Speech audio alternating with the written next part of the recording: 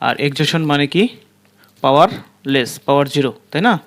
এক্সজেশন মানে কি? Power zero না?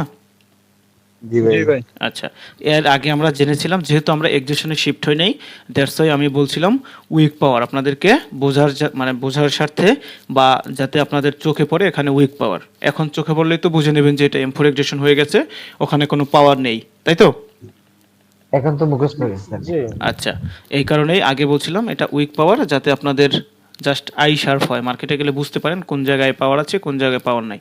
এখন এইটাকেই আপনারা বলবেন হচ্ছে M4 এক্সজেশন, আর এক্সজেশন মানে পাওয়ারলেস, পাওয়ার নেই কোনো। ওকে, আর যে কোনো এক্সজেশনের পরে এই M4 এর ক্ষেত্রে আলাদা, আর যে কোনো এক্সজেশনের ক্ষেত্রে যদি সিমেট্রিক্যাল ক্যান্ডেল হয়, সিমেট্রিক্যাল ক্যান্ডেলের পরে আমরা একটা ক্যান্ডেলে যেতে পারবো, যদি নন সিমেট্রিক্যাল হয় ব্যাক টু ব্যাক ওপেন এরিয়ার রুল অ্যাকর্ডিং যেতে পারবো। ক্লিয়ার? ক্লিয়ার। ওকে, এখন আমি সিনারিও ড্র করতেছি, একটু বোঝার ট্রাই করেন। ফার্স্ট অফ অল আমরা ধরে নিলাম এটা একটা ডাউনের স্ট্রাকচার ছিল। হ্যাঁ, ফার্স্ট অফ অল এটা একটা ধরে নিলাম আমরা ডাউনের স্ট্রাকচার ছিল। এই যে জায়গাটা, এই জায়গাটায় সেলারদের এক্সট্রিম পাওয়ার ছিল।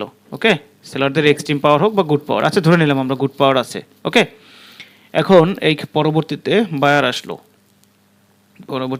আসলো, বায়ারদের এখানে নিজেদের ক্যান্ডেলের মধ্যে নিজেরা ক্লোজ দিয়েছে, তার মানে বায়ারদের এখানে M4 এক্সজেশন হয়ে গেছে না? জি ভাই। বায়ারদের যদি এরকম, মানে বায়ারদের যেহেতু M4 এক্সজেশন হয়ে গেছে, এখন আমাদের হচ্ছে ডাউনে আসবে মার্কেট, এরকম কিছু না? ওপেন এরিয়া রুল অ্যাকর্ডিং যেহেতু এক পার্টির পাওয়ার নেই আর এক পার্টির পাওয়ার আছে, তার মানে এই জায়গা থেকে ওপেন এরিয়া ডাউন ডিরেকশনে, নাকি?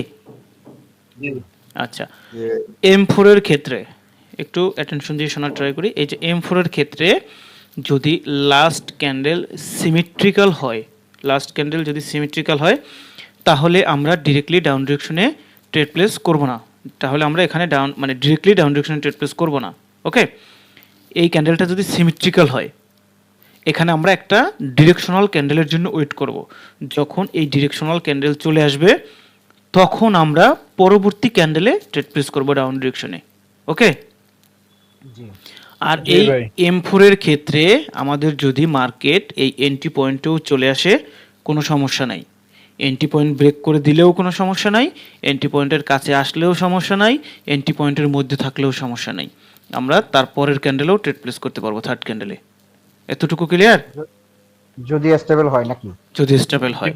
এখন এক ক্যান্ডেলও আমাদের এন্ট্রি পয়েন্টে চলে আসতে পারে, এন্ট্রি পয়েন্ট ব্রেক করে দিতে পারে, তাহলে আমরা কন্টিনিউ করব। দুই ক্যান্ডেলও আসতে পারে, তিন ক্যান্ডেলও আসতে পারে, বাট তিনটা ক্যান্ডেল পর আর কন্টিনিউ কিন্তু করব না। কেন করব না? মার্কেট 3 to 4 ক্যান্ডেল পরে অর্ডার ফ্লো এক্সিকিউশন হয়ে যায়। এখন আমি কিন্তু বারবার বলছিলাম যে অ্যাবসেন্সের ক্ষেত্রে আমরা জাস্ট এন্ট্রি পয়েন্টে ট্রেড করব, কারণ অ্যাবসেন্স এন্ট্রি পয়েন্ট ছাড়া হয় না। এটাও কিন্তু বলছিলাম যে আপকামিং ক্লাসে আরও একটা টপিক শিখব যেটা আমরা এন্ট্রি পয়েন্টও ট্রেড করতে পারবো, ওইটাই হয়েছে এই M4। ওকে, জি ভাই। আচ্ছা, এখন এই M4 এর পরে যদি একটা মানে পাওয়ার ক্যান্ডেল মানে কন্ট্রোল বার টাইপের একটা ক্যান্ডেল হয় অনেক বড়, আর এই ক্যান্ডেল যদি নন সিমেট্রিক্যালও হয় এবং এই ক্যান্ডেলের মধ্যে যদি পাওয়ার মুভমেন্ট থাকে, তাহলে আমরা পরবর্তী ক্যান্ডেলে ডাউন ডিরেকশনে যেতে পারবো। এই ক্যান্ডেল আমাদের এন্ট্রি পয়েন্ট থাকুক, এন্ট্রি পয়েন্ট ব্রেক করুক, নো ইস্যু। ক্লিয়ার? জি ভাই। ক্লিয়ার।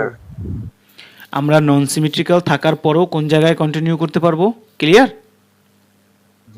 জি ভাই, যদি এক্সাজারেশন থাকে মানে এটাতে সিমেট্রি থাকে, এটা এক্সাজারেশনই মানে আমি ড্র করছি। মানে সিমেট্রি যদি থাকে আর কি। সিমেট্রিক্যাল থাকলে তো আপনার জন্য আরো প্লাস পয়েন্ট। কন্টিনিউ।